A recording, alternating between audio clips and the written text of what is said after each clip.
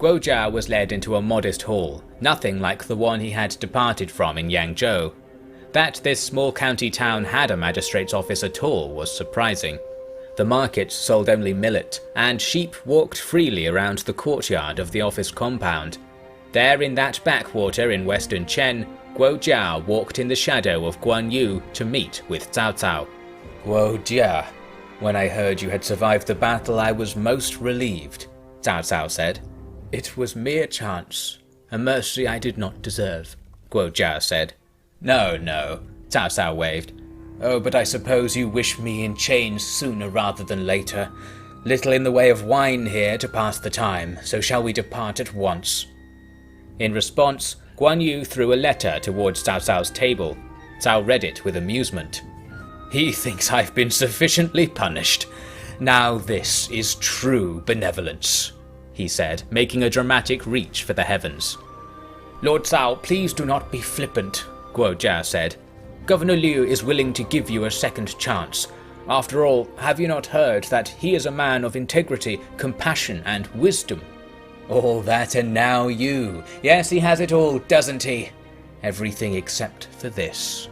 Cao Cao picked up the imperial seal of office for Yan province and threw it down before Guojia. "There you go, old friend," he continued. "Consider your robbery a success. Good to do business, isn't it? I can offer you tea as well, but little else. I would offer my head, but what would a compassionate lord like Liu Bei do with another piece in his collection?" Guojia could do nothing but retrieve the seal from his former master with his head bowed and try to keep tears from his eyes. As planned, he offered Cao Cao some meagre gifts in return for his compliance with Liu Bei's annexation of Yan, and returned to Yangzhou in silence. Were Guan Yu not at his side, there is no telling what his guilt might have had him do. At Yangzhou, Liu Bei had already mobilized his forces to return north. Guojia arrived to find members of the imperial court paying their respects to Liu Bei. They had an imperial seal of Yan of their own, identical in appearance to the one Guojia carried and the one already on the sconce beside Liu Bei's seat. With angry curses and a short diatribe on the illegitimacy of imperial courtiers under Dongzhuo's administration, Liu Bei refused the offer to disband his armies and accept official appointment to his two provinces. It must have been a tempting offer for a mere sandal weaver, but the righteousness of his decision was demonstrated by the execution of Chen Ji. Zhao Yun had personally chased the Han magistrate across Yingchuan and now returned his head to the city. Why fear giving your life to resist the tyrant Dong when a true servant of the emperor will ensure you give it either way? With such questions settling in, Yingchuan's officials came into Liu Bei's service.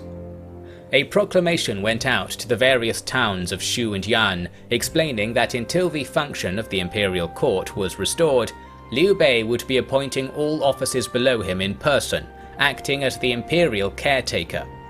Responses to this were slow to arrive, and when they did, it was as a large delegation of officials, led by one Liu Yao.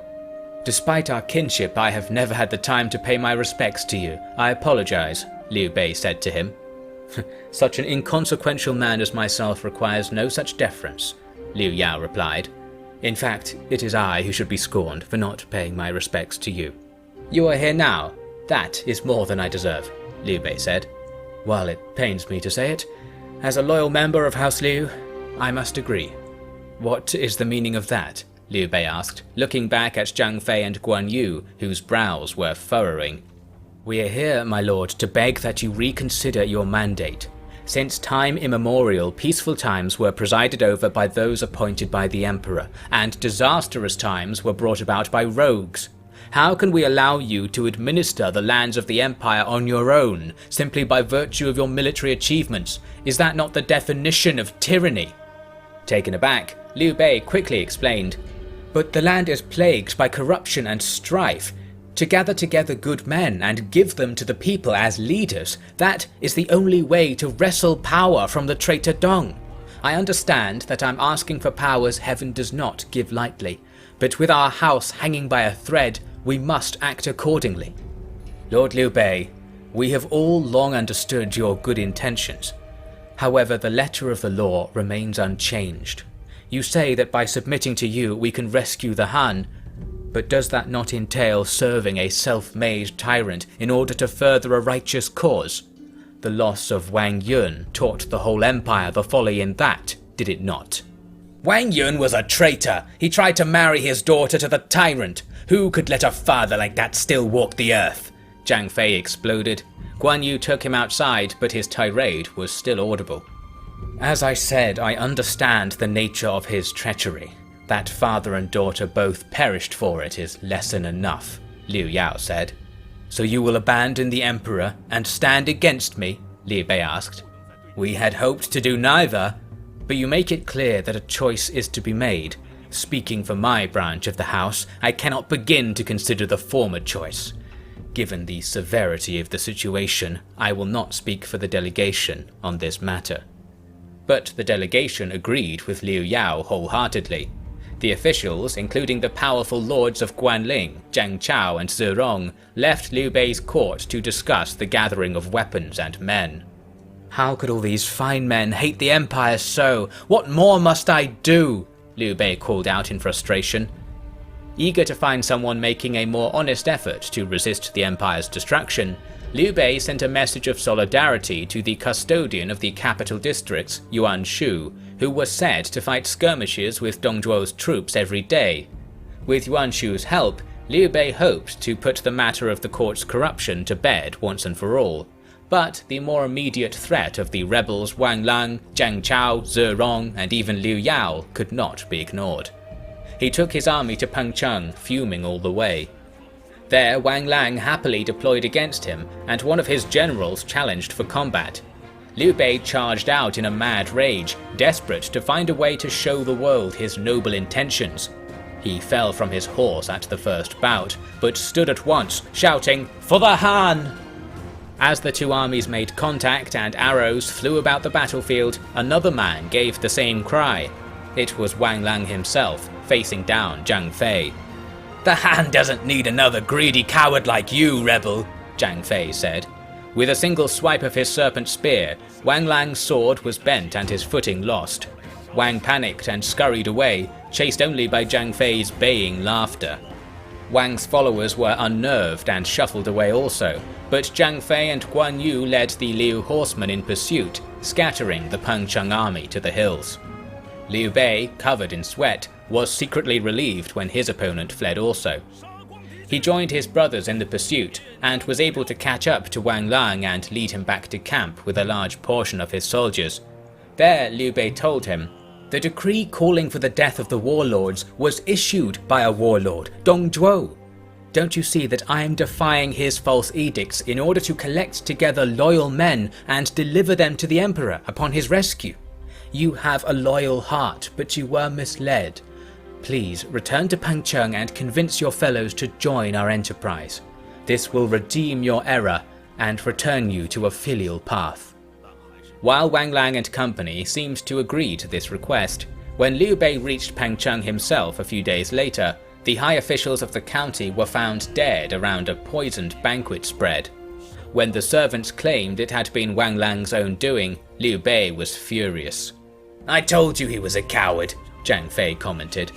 "He must have realized there was nothing he could do to escape his treachery," Guan Yu reasoned. "But what will the people say when they hear of this?" Liu Bei asked.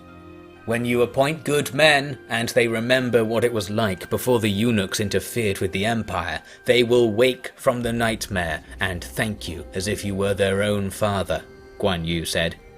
Zhao Yun arrived also, and once the hall was cleared and reset, he was treated as Liu Bei's guest of honor. The brothers were amazed by his recounting of Chen Ji's rebellion and defeat. Good news arrived also. The city of Lujiang had declared support for Liu Bei's cause. With so much doubt about whether Liu Bei's message was making it to the people, to have such clear confirmation was like finally walking beneath the blue sky after a bout of illness. "Everyone in the land has given you their excuses for betraying you and tried to hold you back," Zhao Yun said to Liu Bei. "Yet here we are, feasting together in victory again. Who understands the true path to unification but you, Lord Liu Bei? The people are on your side. Please think nothing of the lies spat from bitter mouths." This new streak of clarity made the defiance of the lords of Guanling seem far more egregious. If even children in the street knew that Liu Bei was the only man fit to save the emperor, what excuse did scholars and generals have? Zhao Yun was dispatched to Guanling to seek their grovelling apologies, while Liu Bei originally planned to exact his revenge on Huang Shao. However, almost as soon as he set out, news arrived that Cao Cao had raised another army and was marching on Chen Commandery. The move made the cut between Liu's virtue and Cao's villainy all the clearer, and Liu Bei wasted no time marching west to deal with the reckless bandit. Now freely applying his self-made mandate to rule, he summoned provisions and men from counties all around, and they appeared in a timely fashion at the behest of the new administrators Liu had left in his wake, eager to prove themselves with a bountiful levy. This new campaign began well. Zhao Yun found that Jiang Chao had already fled the capital of Guanling when he arrived, confirming Zhao's rhetoric on the mettle of these rebellious pedants. Liu Bei, though, had received news of invasions on two fronts.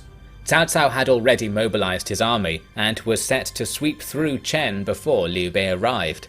Even worse, the peasant army in the north was creeping forwards and reached the state-run ironworks in Dong Commandery. "This is where the warlord Liu is taking his iron from the earth, giving back only blood in return," the rebel leader Tibao Ying said. She was a priestess of the Way of Peace and an experienced doctor who, through a mix of both valor and a heroic visage, had gathered a huge army of farmers and craftsmen. "Think of what we could do with tools like theirs. Our fields will be as soft as clouds, our homes as strong as mountains. The Empire must return what it has taken, destroy their fortifications, and bring me the head of any who defend the warlords." With a sense of righteousness that forestalled any of irony, Tibao Ying sent thousands of warriors to storm the ironworks. Inside, the captain of the guard was making his final preparations. He had gathered a large retinue of refugee nobles and military officers who had fled from the advancing rebel army. Now they were formed up with spears, suits of armor, and decorated horses, ready to carry out their responsibility.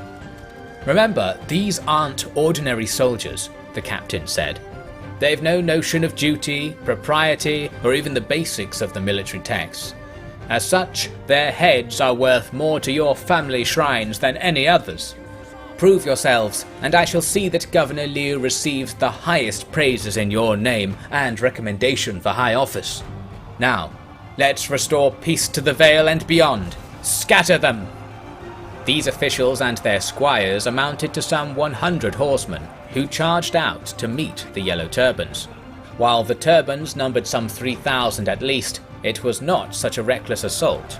Amid the worst of the rebellion, Liu Bei had routed an army of 50,000 with only 500 volunteer troops, so the rumour went. Perhaps there was something more to it, for the Turbans did not flee at the sight of the charge, and simply dodged this way and that to avoid them. Then many of them carried on to attack the ironworks undeterred. "Kill the rebels! Win glory!" the captain called out. "Kill the thieves! Win freedom!" Tibao Ying called out. The two sides clashed furiously, and the lines of battle were muddied and shattered beyond comprehension. At the ironworks, Imperial troops blocked the way with a line of heavy shields, but they were severely outnumbered and began to topple when mobs pushed against them with roars that reached the heavens. In the woods outside, the captain and his horsemen were battling away against the rebel centre and rearguard. The Turbans were outmatched man to man, but by starting fires among the trees, the Imperial horses were unnerved and their riders began to flounder. Gradually they were surrounded by Turban warriors and were forced to fight for their lives. The Yellow Turbans had little in the way of military training, and struggled to best Liu Bei's soldiers face to face. However, the soldiers could not avoid being surrounded, and had no chances to rest during the fighting. With these counterbalancing weaknesses, both sides saw enormous loss of life without a clear result emerging. The soldiers knew what would be done to them if they fled, and remembered how their duty to slay the rebels was far above any other use their masters had for them. The rebels had all lost loved ones to the famines and plagues of the heartless Han Dominion, and could not possibly shirk from death when a chance for justice was nigh. As such, with separate but equal righteousness, both sides killed each other without halt. Some of the noble horsemen, who did not have the same dedication to their own masters as the local levies, made their escape. The surviving Yellow Turbans put everything into the attack, and finally the ironworks was overwhelmed. Its defenders were denied surrender, and were all put to death, their dismembered bodies burned in sacrifice on makeshift altars to the fallen. Better to die with spear in hand than to waste away in the shadow of the corrupt Han, Ti Baoying told her grieving followers. Thinking of the lives they had escaped to become rebels, many gave long sighs and took solace in such contemplation. That is how the Yellow Turban army came to be not only in control of Liu Bei's ironworks, but of the main road from Dong Commandery to Langye. Furthermore, there was word that an army from Guanling under Zerong was moving up the coast in Donghai Commandery, chasing Liu's officials from the towns and executing Liu's soldiers. It would have been worse had Zhao Yun not scoured Guanling for the other separatist leader Jiang Chao and forced his surrender after a brief clash. In Langye, the city was awash with rumour and fear as news of the Yellow Turban victory arrived. All knew that Yellow Turbans had a history of particularly cruel behaviour in the cities, but the law clearly forbade them from fleeing without the local administrator's permission. That was Mi Ju in this case, and he was dismissing the idea of withdrawing out of hand. Lord Liu Bei entrusted us with this city, the people entrust us to restore order, and you would invoke the chaos of evacuation? Even if we lived, we would owe our lives as forfeit for such lunacy, Mi Ju lectured his staff. He looked to his left, where the city's military officers were arrayed. Who will volunteer to destroy the rebels on the road? After a period of silence, Mi Ju stood and pointed at the kneeling men. So you will all ignore your oaths and do nothing? Perhaps you are all in league with the rebels. Please, Master Mi, you are acting like a bird making a nest in a lumberyard, a voice said. Everyone looked to see Xiahou Dun entering the hall, dressed in civilian clothing, his face crossed by a large black eye patch. What? Aren't you that hostage, Xiahou Dun? What makes you think you can enter here and speak so freely? Mi Ju said. You spoke of ignored oaths. I made an oath to end the chaos that plagues the land long ago. How could I just sit in a guest house and rot while rogues have their way with the lands outside? Furthermore, I heard your lambasting of your own men as rebels themselves. What better way to make rebels of them is there than that? They cower only because military men are wont to serve heroic leaders. Even a common herdsman fights like a tiger at the command of Cao Cao or Liu Bei. If none will stand for you, how could you claim that it is they who are deficient of zeal? Mi Ju was speechless at such impudent words. He was about to signal for guards to come take Xiahou Dun away, but suddenly the military and civilian officials alike scrambled forwards and gathered at Xiahou Dun's feet with their heads against the ground.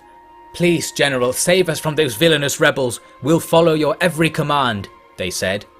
Mi Ju lacked for other options, and was forced to grant Xiahou Dun weapons and armour from the city armoury, as well as a colourful seal of command.